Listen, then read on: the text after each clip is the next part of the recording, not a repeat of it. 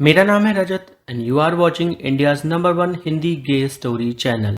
आज से ठीक 6 साल पहले जब शुभम बिरजू के गांव गया था, वहां पहली बार उसने बैगन खाया। इससे पहले कभी उसने बैगन छुआ तक नहीं था। बैगन को देखकर ही वो कहता था, छी, इसको तो मैं बिल्कुल भी ना खाऊं।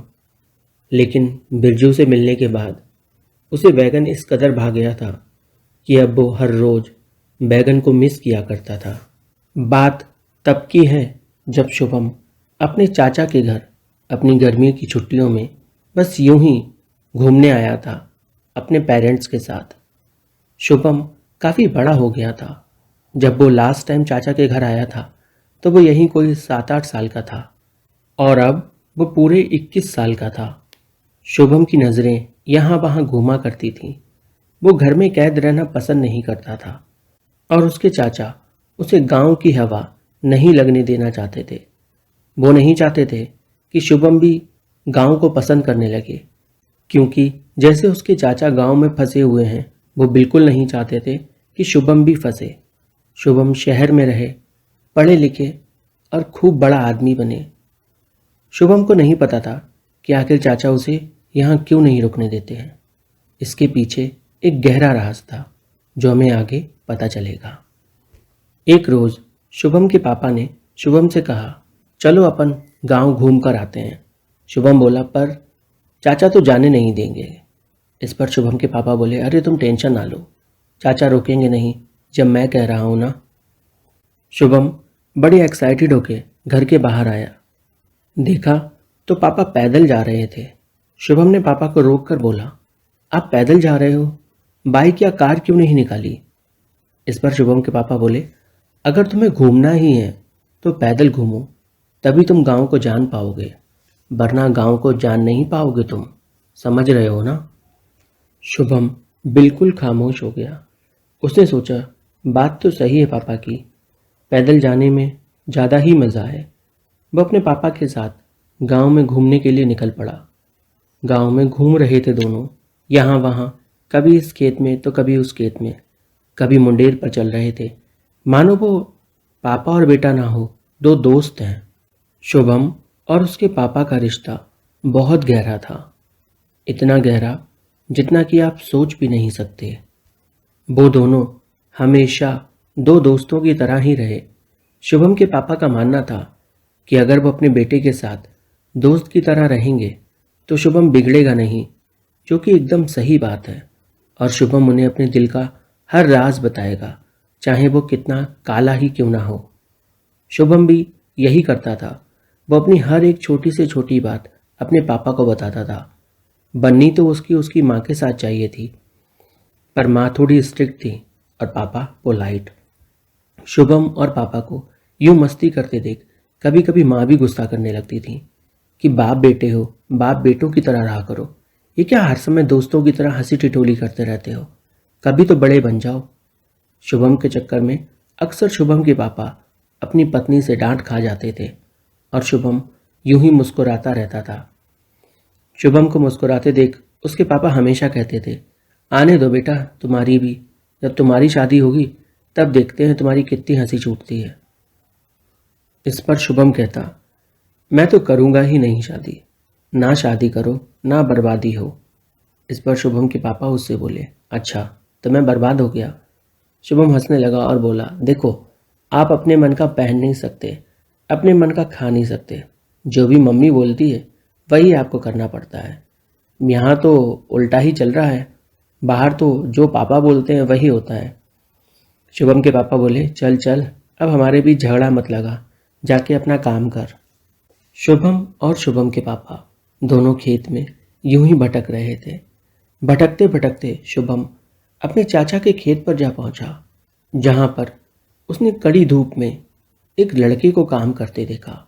श्यामले रंग का लड़का, जिसने ऊपर कुछ भी पहन नहीं रखा था और सिर्फ अंडरवियर में खेत में काम किए जा रहा था। वो फावड़े से खेत की जुताई कर रहा था। शुभम की नज़रें पहली बार किसी लड़के पर टिकी थीं। शुभम बस उसको देखता ही जा रहा था और वो फावड़े से खुदाई करता जा रहा था। उसका मांसल शरीर उसकी चौड़ी छाती, उसकी चौड़ी भुजाएं और उसकी जांघें शुभम की तो नज़र हटाए नहीं हट रही थी।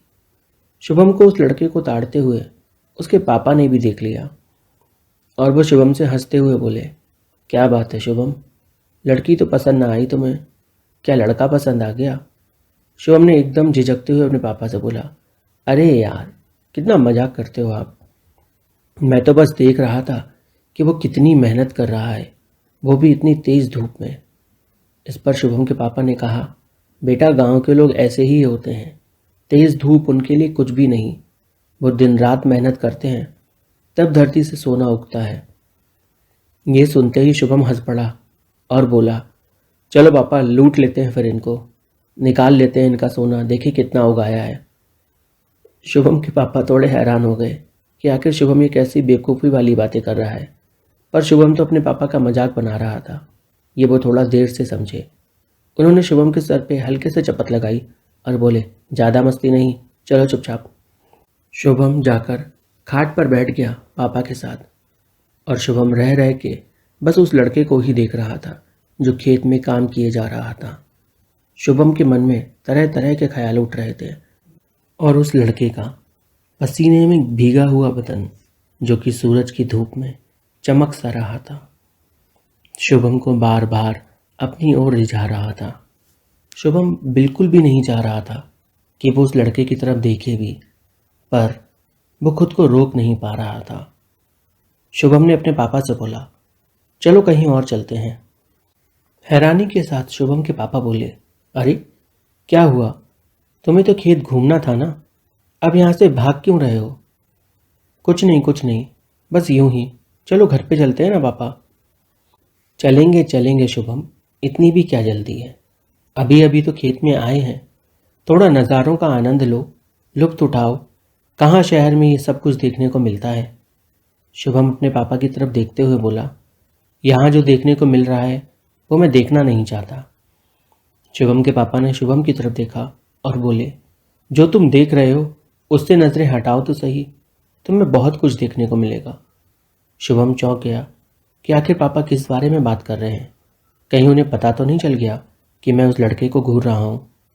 फिर शुभम ने अपने पापा से बोला, आप किस बारे में बात कर रहे हो? शुभम के पापा बोले, उसी बारे में जो तुम देख रहे हो, मैं कब से देख रहा हूँ, तुम बस उस लड़के को देखे ही जा रहे हो।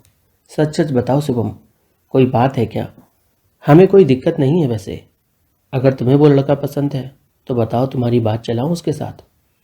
शुभम हैरानी भरी आंखों से अपने पापा को देख रहा था कि आखिर इंडिया में जो टॉपिक इतना डिफ़िकल्ट है उसके पापा के लिए इतना आसान कैसे हो गया और कैसे वो इतनी आसानी से बोल पा रहे हैं।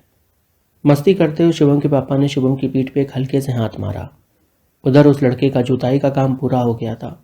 उस लड़के ने एक जोरदार अंगड़ाई ली खेत में और शुभम की नज़रें दोबारा उसके ऊपर टिक गईं। अंगड़ाई लेते वक्त उसका शरीर एकदम सख्त हो गया और शुभम बस देखता रह गया। वो लड़का उनकी ओर बढ़ा चला आ रहा था। शुभम उससे नज़रें चुरा रहा था, पर उसको अपनी ओर आते देख वो खुद को रोक भी नहीं पा रहा था। वो धीरे धीरे कर उन लोगों के करीब आ रहा था और शुभम के दिल की धड़कनें तेज़ और तेज़ होती जा रही थीं। शुभम बार बार अपनी सांसों पर काबू करने की कोशिश कर रहा था, पर बिल्कुल भी उससे अपने ऊपर कंट्रोल नहीं हो रहा था। वो उठ खड़ा हुआ वहाँ से जाने के लिए, पर शुभम के पापा ने उसका हाथ पकड़ लिया और उसे खींचकर चारपाई पे बिठा लिया और बोले, अरे बैठो ना, कहाँ जा रहे हो? देखो तुम्हारे सपनों का राजकुमार चल के हमारी ओर ही आ रहा है। शुभम बहुत ज़्यादा शर्मा गया। उसके गाल एकदम लाल हो गए थे कि आखिर उसके पापा उससे इस तरह का मजाक कैसे कर सकते हैं। वो बार बार सोच रहा था कि मेरे पापा को कैसे पता चला, अभी तक तो मुझे पता नहीं था, ये पहली बार है जब मैं किसी की तरफ देख रहा हूँ। इससे पहले तो मैंने आज तक किसी की तरफ नहीं देखा, ना जाने क्यों, पर फिर भी ये लड़का मुझे इतना आकर्षित लग रहा है कि मैं अपनी नज़रें इस पर हटा ही नहीं पा रहा। उसका हर बढ़ता कदम मेरे दिल की धड़कनों को बढ़ा रहा है। वो जैसे जैसे करीब आ रहा है वैसे वैसे मन में ना जाने क्या क्या ख्याल आ रहे हैं।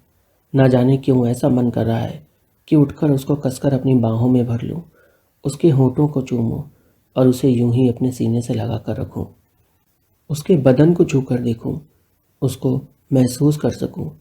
ना जाने क्यों रह रह कर बार बार यही ख्याल मन में आ रहा है। और इधर पापा हैं कि वो मस्ती कर रहे हैं, वो मेरे ख्यालों को और बढ़ावा दे रहे हैं, ना कि रोकने की जगह। क्या करूं मैं ऐसे बाप का? शुभम मन में ही सोच रहा था कि तभी वो लड़का थोड़ा और करीब आ गया। अब तो उनके बीच लगभग कुछ 7-8 कदम का फासला रह गया होगा। शुभम की आंखें, जिन्हें वो कब से झुकाने की कोशिश कर रहा था, उठ चुकी थीं और वो उस लड़के के बदन को घूर रहा था, ऊपर से लेके नीचे तक। शुभम मानो किसी स्कैनर की तरह उसे स्कैन किए जा रहा था। जब वो लड़का चल रहा था तो उसका बदन थोड़ा थोड़ा हिल रहा था। आखिर वो मासल जो था, उसकी एकदम टोन्ड बॉडी थी, पर फिर भी चलते समय थोड़ा हिल रहा था। शुभम तो बस देखता ही रह गया। और उधर उसके पापा, जो बार बार शुभम की चुटकी भर रहे थे, वो शुभम से फुसफुसा के बोले, देख शुभम, और करीब आ गया, अब तो जी भर के देख ले, चाहे तो बात कर ले, बता तो तेरी बात कराऊं इससे। शिवम ने अपने पापा को डांटा और बोला, बहुत मस्ती हो गई आपकी, ये कोई बात हुई क्या? ये कैसी अजीब सी बातें कर रहे हो आप? मम्मी को पता चलेगा तो कितना गुस्सा करेंगी। अरे तू मम्मी से डर रहा है क्या? तुझे अगर वो पसंद है तो तू डर मत। देख, प्यार के लिए तो स्टेप्स लेने ही पड़ते हैं। तू घबरा मत, तेरा बाप है ना तेरे साथ। शुभम बोला, यही तो टेंशन है कि मेरा बाप मेरे साथ है, वरना ऐसी बातें कौन करता है? दोस्त भी ऐसी बातें नहीं करते जैसी आप कर रहे हो मेरे साथ। शुभम के पापा जोर जोर से हंसने लगे और बोले, तू इतना घबरा क्यों रहा है? तेरे मन में चोर है, तभी तो तू घबरा रहा है, वरना तू इतना घबराए ही क्यों? वो लड़का अब बिल्कुल सामने आ चुका था। वो शुभम के पापा के पास आया और उनके पैर छुए। जैसे ही उसने शुभम के पापा के पैर छुए, शुभम के पापा ने शुभम के कान में फुसफुसाया, रिश्ता मंजूर है हमें, काफ़ी संस्कारी है। शुभम पूरा लाल हो गया शर्म से। उस लड़के ने हाथ जोड़े और नमस्ते कर बोला, चाचा पहचाना? शुभम के पापा कुछ सोच में पड़ गए। सोचते सोचते बोले, तुम कौन हो? मैंने नहीं पहचाना तुम्हें। वो हंसने लगा और बोला, अरे अपने पड़ोसी को ही भूल गए आप तो। शुभम के पापा फिर से एक बार सोच में थे। काफ़ी देर सोचने के बाद वो बोले, कहीं तुम बिरजू तो नहीं हो? वो बोला, हाँ मैं बिरजू ही तो हूँ। अब कहीं जाके शुभम को याद आया कि अरे ये तो बिरजू है, उसके बचपन का दोस्त, जिसके साथ वो खेला करता था जब वो गांव में रहता था। शुभम एकदम शॉक्ड हो गया था आज बिरजू को इतना हष्ट पुष्ट देखकर। शुभम तो थोड़ा सा मोटा था, पर बिरजू एकदम फिट था। शुभम के मुंह से मानो लार टपकी जा रही थी। बिरजू ने अपना हाथ आगे बढ़ाया शुभम की तरफ और शुभम ने उसका हाथ थाम लिया। और कैसे हो? बिरजू ने पूछा। शुभम के मुंह से तो शब्द ही नहीं निकल रहे थे। कहानी में आगे क्या हुआ जानने के लिए वीडियो को लाइक करें, कमेंट करें और सभी लोग प्लीज़ चैनल को सब्सक्राइब कर दें।